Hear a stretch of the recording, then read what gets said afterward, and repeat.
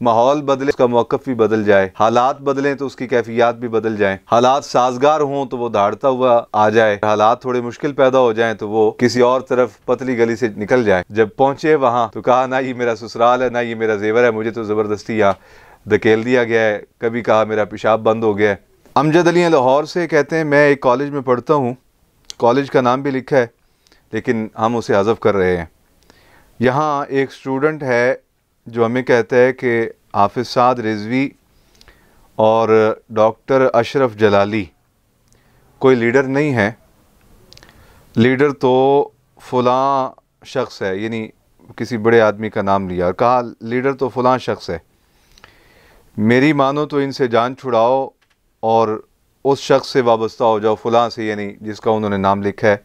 अगर पाकिस्तान के लिए कुछ करना चाहते हो तो हमारे तरफ आ जाओ। हज़रत जी आप इस बारे में कुछ इरशाद फरमाएँ। मोहतरम अमजद अली साहब, गुजारिश ये है कि पहली बात से तो मैं इत्तेफाक करता हूँ कि जो उन्होंने कहा कि साद रिज़वी और अशरफ जलाली कोई लीडर नहीं है, वाक़अतन सही है, ये दोनों कोई लीडर नहीं है, ये दरवेश लोग हैं और जानते बूझते भी कि इस मुल्क में इस्लाम के नाम लेने वालों का रास्ता हमेशा से रोका गया, फिर भी अपनी तवानाइयाँ, अपनी सलाहियतें जब तक ज़िंदा हैं खैर की तरफ लगाए हुए हैं। जिस लीडर का उन्होंने कहा वो वाक़अतन लीडर है, क्योंकि पाकिस्तान में लीडर उसे ही माना जाता है जो चालाक हो और जो गिरगिट की तरह रंग बदलना जानता हो और जो अभी था कुछ बयान अभी कुछ बयान है, गोया तेरी ज़ुबान के नीचे भी ज़ुबान है, जो इस ख़ासियत का मालिक हो कि जैसे ही माहौल बदले तो उसका मौक़िफ़ भी बदल जाए, हालात बदलें तो उसकी कैफियत भी बदल जाएं, हालात साजगार हों तो वो दहाड़ता हुआ आ जाए और अगर हालात थोड़े मुश्किल पैदा हो जाएं तो वो किसी और तरफ पतली गली से निकल जाए। तो लीडर तो वाक़अतन उसे कहा जाता है कि जो गिरगिट की तरह रंग बदलना जानता हो। अभी चंद दिन पहले की बात है, शेख रशीद साहब फरमा रहे थे कि जेल मेरा ससुराल है और हथकड़ी पता नहीं मेरा जेवर है। तो 2-4 दिन उनको जेल में रखा गया। तो कल मैंने उनका बयान जो नशर किया गया टीवी चैनल पे, एक उन्होंने ख़त भेजा है जेल से कि मेरे साथ यहाँ बड़ा बुरा सलूक किया जा रहा है, आप मेरे लिए आवाज़ उठाएं, मुझे जो है वो रात सोने नहीं दिया जाता, देर तक मुझे जगा के रखते हैं। तो भाई आप तो अपने ससुराल गए हुए हैं, ससुराल में जाके तो दामाद बड़े खुशहाल होते हैं ना, तो आप अपने ससुराल में रहें कुछ दिन। लेकिन अजीब बात है, लीडर असल यही लोग हैं कि जो जाने से पहले बड़के मार रहे थे कि ये मेरा जेवर है और जब पहुँचे वहाँ तो कहा ना ये मेरा ससुराल है, ना ये मेरा जेवर है, मुझे तो ज़बरदस्ती यहाँ धकेल दिया गया है। कभी कहा मेरा पेशाब बंद हो गया है, कभी कुछ कहा कभी कुछ कहा। तो लीडर असल यही होते हैं जिनका आपने नाम लिखा है। मैंने तो ऐसे अज़राए मोहब्बत शेख रशीद साहब का नाम ले लिया है, हमारे बराबर के आदमी हैं, छोटे मोटे आदमी हैं, हल्के फुल्के लीडर हैं, तो इसलिए उनका नाम लेने से पाकिस्तान में इंसान को कत्ल नहीं किया जाता कम अज़ कम। तो बकिया जो बड़े बड़े लीडरान हैं, मियाँ नवाज शरीफ साहब हों, खान साहब हों, जरदारी साहब हों, इनका तो अगर बंदा नाम ले ले तो बाज़ औक़ात वो दुकान से निकला घर नहीं पहुंचता, घर से निकला दफ्तर नहीं पहुंचता। ऐसे भी हालात बाज़ इलाकों में देखे गए हैं। तो लीडर वाक़अतन नहीं है।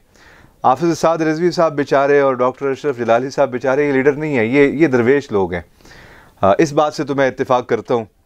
अगली बात कि मेरी मानो तो इनसे जान छुड़ाओ, अगर पाकिस्तान के लिए कुछ करना चाहते हो तो जिस तरफ उन्होंने कहा कि आ जाओ, आप वहाँ आ जाओ।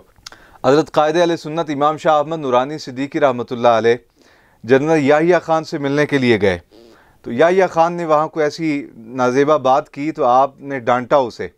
तो उस वक़्त के lieutenant general KM Azhar Khan वहाँ मौजूद थे। तो उन्होंने जब देखा कि एक मौलाना है, एक पगड़ी वाले आदमी है, एक सूफ़ी है, दरवेश है, वो आर्मी चीफ़ को डांट रहे हैं और वक्त के सदर को जो है वो डांट दिया उन्होंने।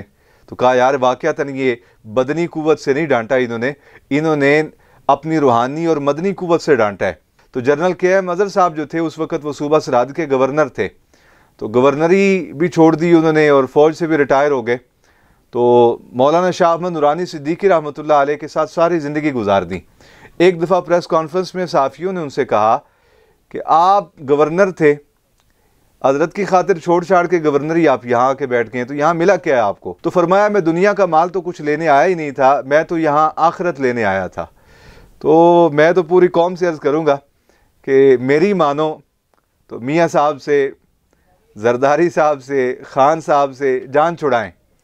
آپ غریب لوگ ہیں، سفید پوش لوگ ہیں، سیدھے سادے بھولے بھالے لوگ ہیں، قوم جو ہے وہ سیدھے سادے لوگوں کے ساتھ ہی آ جائے۔ چلو دنیا نہ بھی بدلی تو کم از کم آخرت تو بدل جائے گی نا۔ اور یہ جو طبقہ ہے ان کے ساتھ جو رہنے والے ہیں ان کا حشر تو پھر ممنون حسین کا جنازہ، جنرل مشرف سلمان تاثیر کا جنازہ، بیچارے اس دنیا میں رہے کو 2-4 دن انہوں نے رنگینیاں دیکھ لیں، لیکن جب اس دنیا سے گئے تو جنازہ پڑھنے والے بھی کوئی نہیں تھا ان کے۔ مشرف صاحب کو گارڈ آف آنر دیا گیا تو ایک چھوٹے سے کمرے میں رکھ کے ان کو فوجیوں نے گارڈ آف آنر دے لیا۔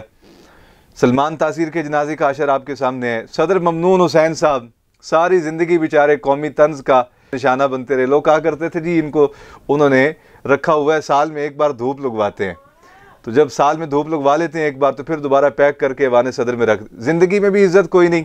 جب مرے تو 7-8 آدمی تھے، انہوں نے وہ ایک پھٹے پہ ڈالا ہوا تھا، انہیں وہ جنازہ پڑھ رہے تھے۔ تو میں پوری قوم سے عرض کروں گا میری مانو تو درویشوں کے ساتھ آ جاؤ۔ درویشوں کے جنازے پھر قوم نے دیکھیں۔ حضرت پیر نصیر الدین نصیر رحمۃ اللہ تعالیٰ علیہ، قائد اہل سنت مولانا شاہ احمد نورانی رحمۃ اللہ علیہ، نشتر پارک بھرا ہوا، اور نشتر پارک سے لے کے قائد اعظم کے مزار تک انسانوں کا ایک سمندر تھا۔